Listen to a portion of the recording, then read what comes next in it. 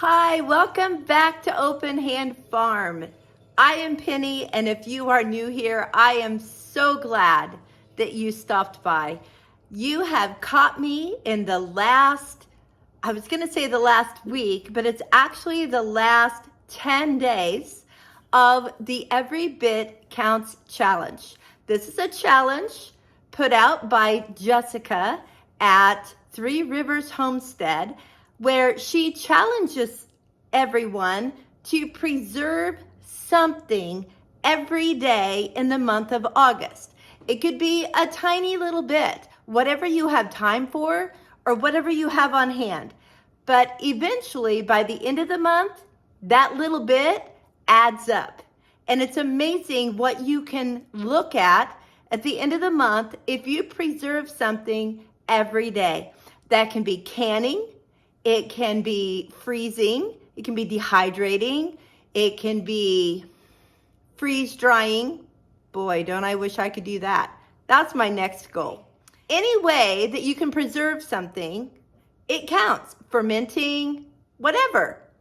I'll put a link in the description box of the list of 2023 videos as well as the 2022 videos. Maybe you can watch them and get an idea of preserving something in a way that you've never done it before.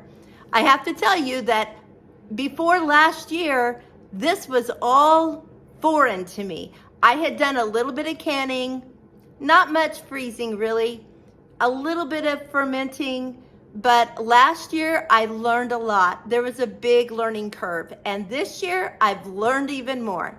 So come along as we go through what I have preserved in the last 10 days of the Every Bit Counts Challenge in 2023. This week on day one, we have raspberries. That's not very exciting, I know. And for that to be the only thing, there better be a good reason. Well, there is. We ended up going to Windsor, Missouri, to the Four Counties auction, which is run by the Amish that live there. And it is an amazing thing to go to. They run it so smoothly and they work so hard. They bring in the greatest produce also. We left there with a back of the van full. What you don't see here is the 15 dozen ear of corn that is in the front. We made off really well. We usually take a picnic lunch with us, but we decided to stop at the Wagon Wheel Cafe because it was so hot outside. And it was amazing. If you're ever in Windsor, Missouri, you gotta give this a try. I had the patty melt and it was so good. I usually don't do gluten, but man, I'm glad I did. I also had the crinkle cut fries. You cannot go wrong with a crinkle cut, guys. Mark got this massive 3-layer burger. We didn't even think he could put his mouth around it. He had to smash it all down to do it. It was so good. Then we stopped at our favorite store in Windsor, Lilac Lane, and we got some things there.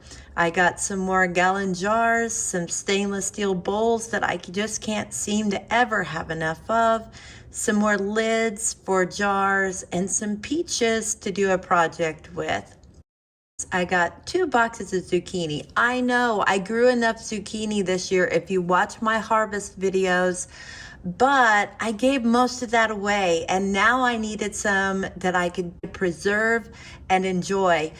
I have tomatoes and peppers in my garden, but I can't seem to get enough tomatoes to really put together some sauce and make a dent in what I wanted to preserve. So they had these 5 boxes of Roma tomatoes, so I went ahead and bid on those. You can see the prices of this stuff is amazing.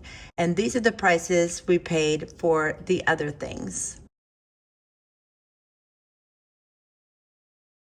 Day 2 was corn, and lots of it. Mark and I sat that day and just shucked as many as we could. We did a whole bag, which is 5 ears. We had a little helper in this. Tevye was helping me by taking my clean ears and putting them in a crate for me. And eventually we got 1 bag done. I decided to go ahead and fire roast those, although I will say that when I was doing some, if I cooked them too long, they got rubbery because they were so fresh that the starches were just cooking out of them. So I didn't cook them as long as I would have probably liked to, but they still had that nice smoky taste to them. After roasting them, I cut them all off of the cobs. I have this neat little Pampered Chef corn cutter, and it just slides right down the cob and cuts the corn off. After I cut it off, I went ahead and sealed it up using my food saver. The first thing I had to do was figure out the size of bag, and once I did figure it out, I put a piece of tape on the countertop. I would seal the edge, then I would cut it and write on it while I was sealing the edge of the next bag. Then I would pull it out to the correct measurement, lock it in place, cut the bag, push the seal button, and start writing. It was great. I got bags done in no time flat. I was putting 2 cups in these bags.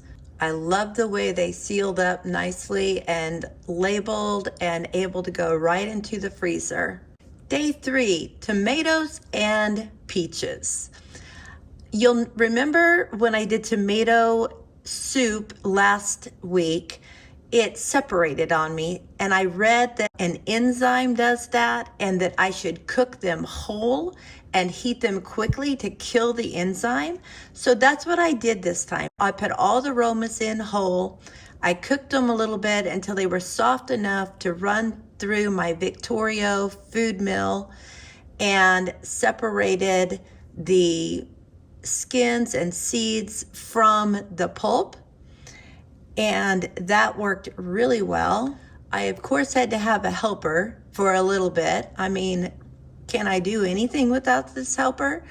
I think he was more telling me how to do things this time instead of helping.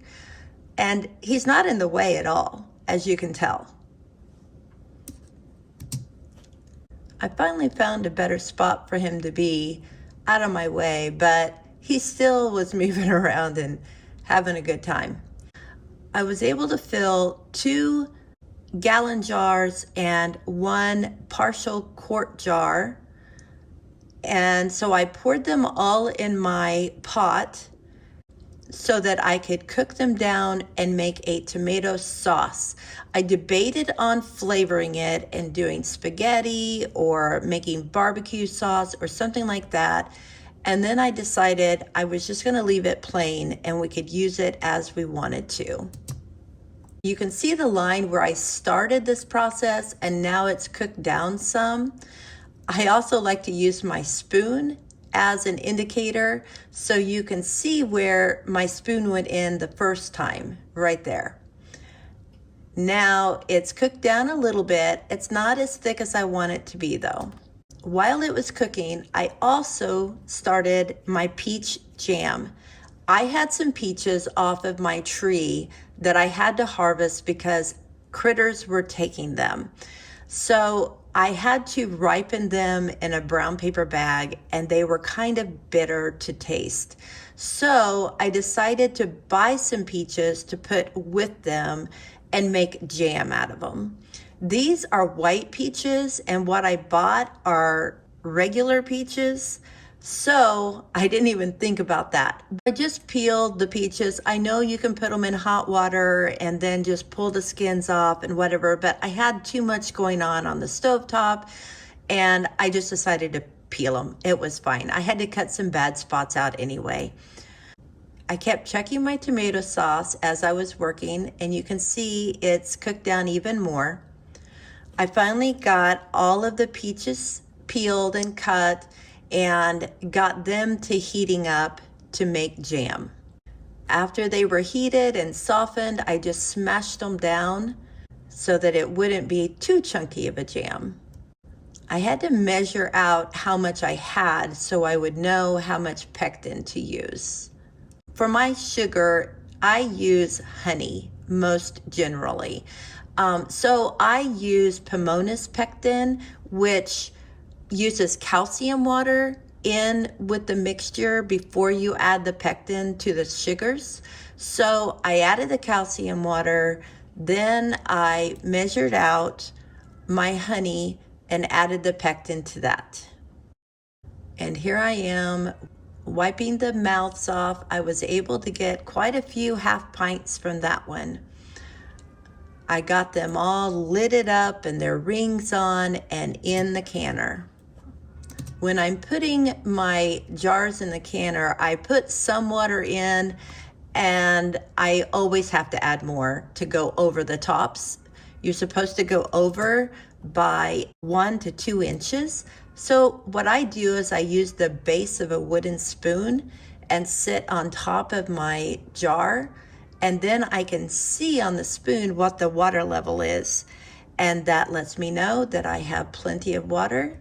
My tomato sauce finally got done, so I'm adding lemon juice to raise the acidity so that I can water bath can these.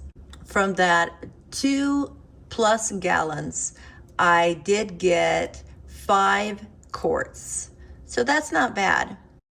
The peach jam was coming out, so that meant it was time for the tomato sauce to go in. And as you can tell, there is no separation in this tomato sauce. I'm very happy with that. Day 4 is peppers and corn. I roasted the peppers like I had done before, and when they started getting charred, I went ahead and took them off and put them on a tray with wax paper. I did stack these in hopes that they would separate after they were frozen, and they did. It was really no problem. They came right off of each other. So I was able to get 2 pints of the roasted red peppers. The rest of the day would entail husking the rest of the corn, and because I didn't fire roast this corn, I needed to blanch it. So I was using a lot of ice out of our freezer and then realized I had some frozen 2-liter bottles. So I went ahead and used that as my ice for my ice water, and it worked great. So after they were blanched, I went ahead and used my corn cutter and cut it all off. And then it was time to make more bags again. I had saved my piece of tape that told me how far it needed to go away from the machine so that I could make the bags the same size. Then I started the measuring process. It was not completely separated. It was still stuck together, which was fine. It went in pretty easily. I did 2 cups per bag. Then I found these pre-made bags that were bigger and decided to do some 4-cup bags. So I did that. Day 5 is raspberries, zucchini, elderberries, and cherry tomatoes. A lot of odds and ends that needed to be taken care of because I had harvested them. So again, more raspberries. I had 3 pints here, I believe, this time. I went ahead and flash froze them just like I have in the past. Now it's time to work on that zucchini we got at the auction. I decided to shred it because it could be used for different things. It could make little zucchini cakes, kind of like a potato cake kind of thing, only with zucchini. It could go in zucchini bread. It could go into soup, just all kinds of things. I had read that you needed to get the water out of it though when you freeze it, because otherwise you end up with a kind of just slushy mess when it defrosts. So I shredded it into a tea towel and hung the towel on a handle of my cabinet and twisted, and it was incredible the amount of water that came out. You can see all of the moisture coming out around this ball of zucchini as I'm twisting it. So after it was twisted, I laid out some wax paper and decided to just make it into cup sizes and freeze it that way so that I could just pull out a cup whenever I wanted it. So I just took a measuring cup, pressed it in, and turned it upside down on the tray and kept working until the tray was full. I had done 2 balls of squeezed out zucchini, so I had enough to do 2 trays. I also picked some more elderberries. I was able to add to my dehydrated elderberry jar, and I had so many cherry tomatoes that we weren't eating them fast enough, and I didn't have time to really do much with them. I didn't want to ferment them today because not everybody likes those. So I decided to just cut them in half and dehydrate them. I could have put some seasoning on them, but I just left them plain. So day 6 is cantaloupe and zucchini. A few weeks ago, I made cantaloupe jam, and I confess to you that it did not set up due to my error. So I wanted to try it again because I have a daughter that loves cantaloupe, and I wanted her to be able to have some to put on her English muffins. I did it, and it eventually set up. I was very pleased with that. Now, when it comes to the zucchini, it wasn't preserving it, it was turning it into a jam. I had never heard about this, and I ran across a recipe in my ball canning book for zucchini bread jam. That just sounds amazing. It said when you put it on a piece of toast, you feel like you're eating zucchini bread. That just made me want it even more. So I did not use my food processor to shred my zucchini. So they were kind of big shreds, but I don't have a problem with that. They cook down nicely. So just so you know, if you don't have a food processor or something to do tiny shreds, this worked just great. You'll see me pouring the sugar in. I want you to know that that is not white processed sugar because I don't use that. This is beet sugar. I just learned about this, and I decided to use it in a couple of my different jams, and it has worked great. I was able to fill 5 1/2 pint jars, and I was pretty excited about that. I will definitely be making more before winter because I think it would be a great gift to give with a loaf of bread. So I now had my 6 1/2 pints of cantaloupe jam and my 5 1/2 pints of zucchini. I was very pleased. Day 7 is blueberries and raspberries. I had bought these raspberries from Azure Standard. I'll leave a link in my description box for that video that showed what else I bought. I decided to make blueberry jelly. I had never made jelly before, so this was all new to me. I had always made jams. I had never made jelly. So to make jelly, you have to cook the fruit down, and then you have to strain it. And the juice from the fruit is what you use to make jelly. So I made the jelly. I was able to get 5 1/2 pints and was very pleased with that. But then this is a game changer. With what was left over after I strained it, that is what I used to make this next delicious item. It is blueberry butter. Think apple butter, only blueberry. You use these and you add sugar, you cook it down, and then you can it. Here's a picture of it in the book being used so you'll get an idea of what it looks like. It was delicious. And of course, I have raspberries. I know you're sick of seeing raspberries, but that's what I have. I just decided to shove them all in a bag because I'm gonna use this whole bag to make jam with. I wrote on the bag, 5 pints for jam so that nobody would get in there and I would have enough. Okay, I would normally stop here with day 7, but there's just 3 more days left in this month. So I'm gonna tack them on to this video. So for day 8, we have carrots and broth. These are the carrots that I bought from Azure Standard that I told you I'd be using. And I just cleaned them. I washed them off after cleaning them. You want clean produce when you're canning. So I just cut them tried to get them into even sizes. It's really hard when you're working with a carrot because you have thick spots, you have thin spots.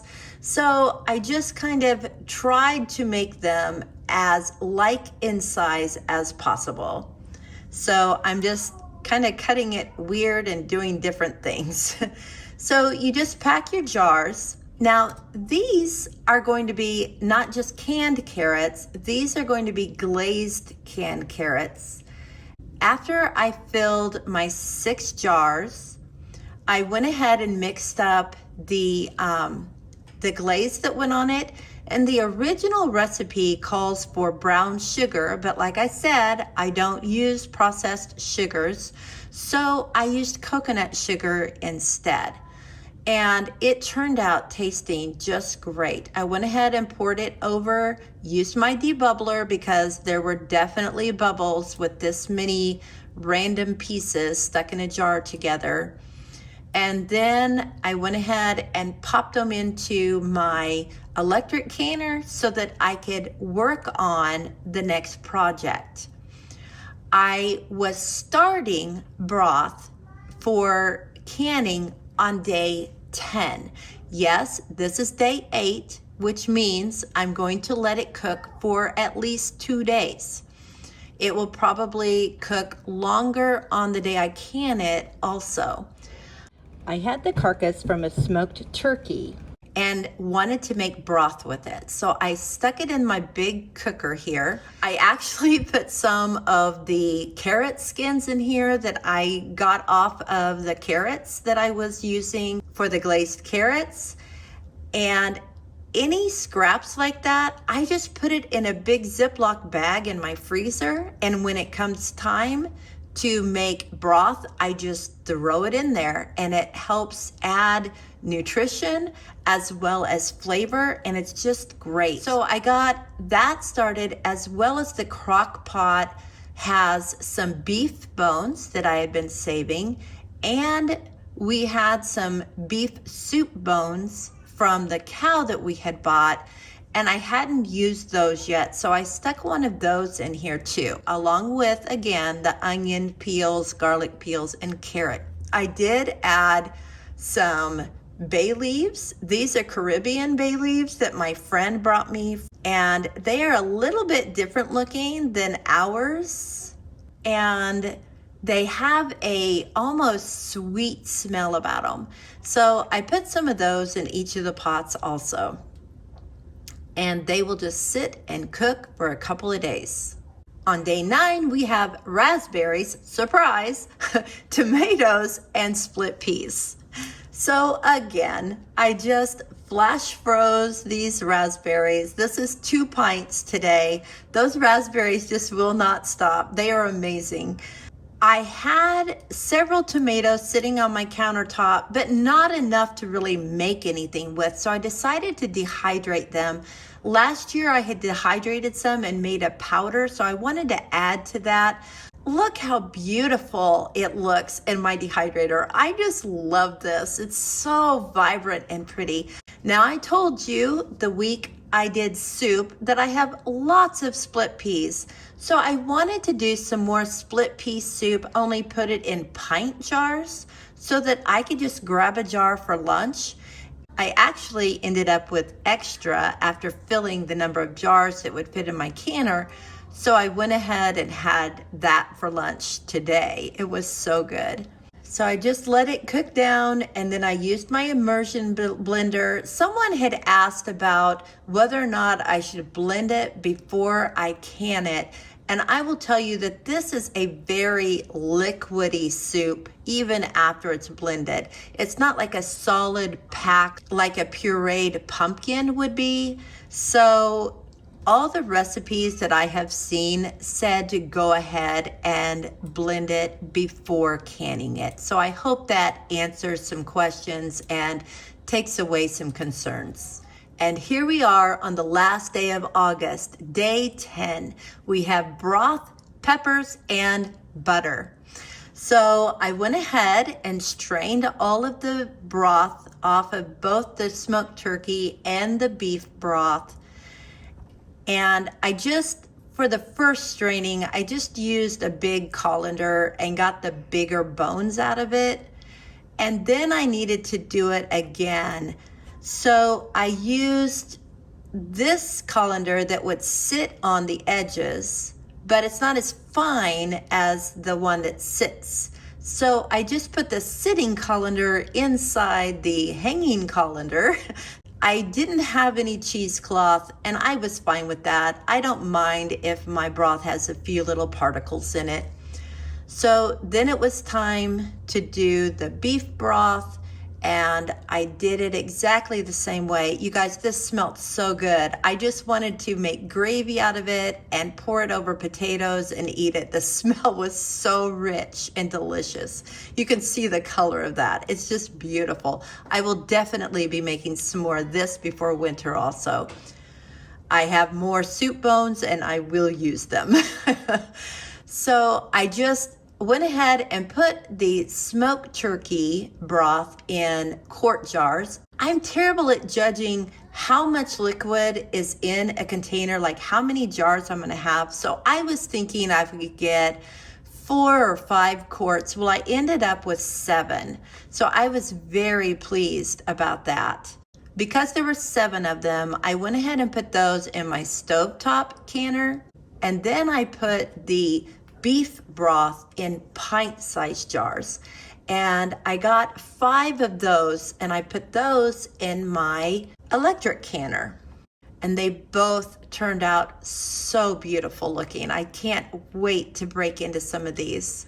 So the next thing today is I had more peppers, which is such a blessing. These 2 types of pepper plants are just doing beautifully.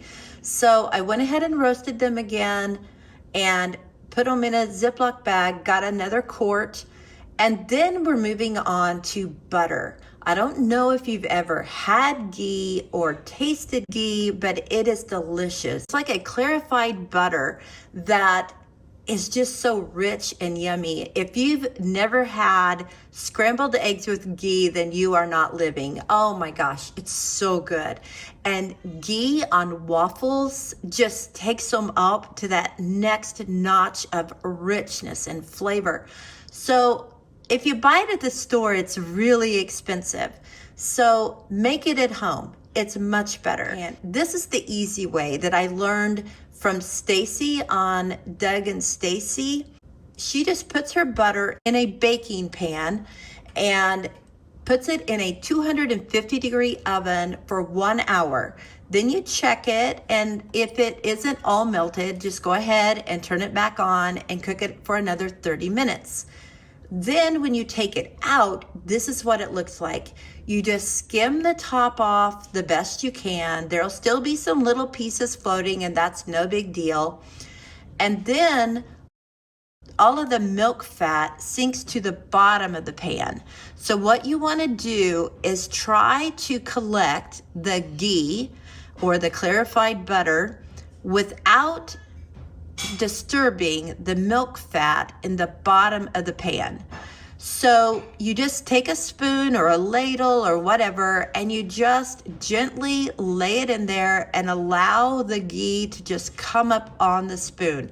I know this looks like it's a very long and tedious process, but it's really kind of mesmerizing. It's really faster than you would think.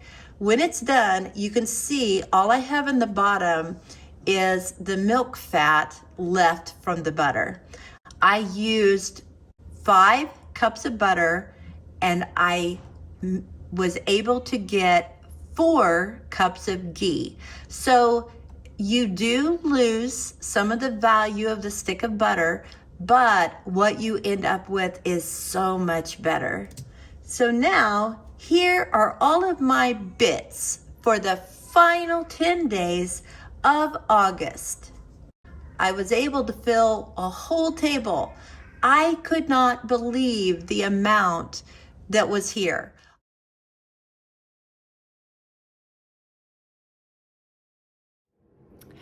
I have to tell you that that looks like a lot, but there are still so many things I want to do.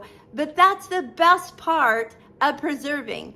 I don't have to quit just because the month of August is over. I can keep preserving every day. I don't have to only do it in the month of August.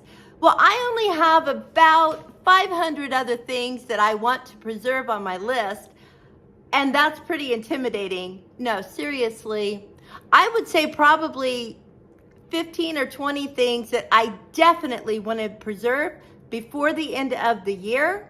So in order to get that done, I will continue to do it a little bit at a time, because then I know that that list will dwindle down to 0 if I keep at it. Just like any other projects that you do on your homestead or in your home, don't look at it as a big, huge challenge. If I had made a list of all the things that I can this month, or froze, or dehydrated, or fermented, or whatever, I would have looked at that list and been overwhelmed. Let me show you what that list would look like.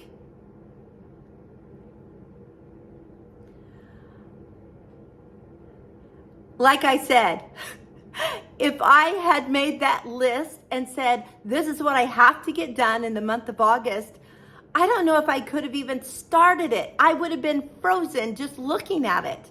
But with doing a little each day, any project can get accomplished. So I want to encourage you that if it's preserving food, if it's a big cleaning or organizing project, if it's getting the 25 loads of laundry that you've been putting off done, if it's the garden being cleaned up and ready for spring, just take it a little bit at a time, and you can accomplish things too. Thanks again so much for stopping by.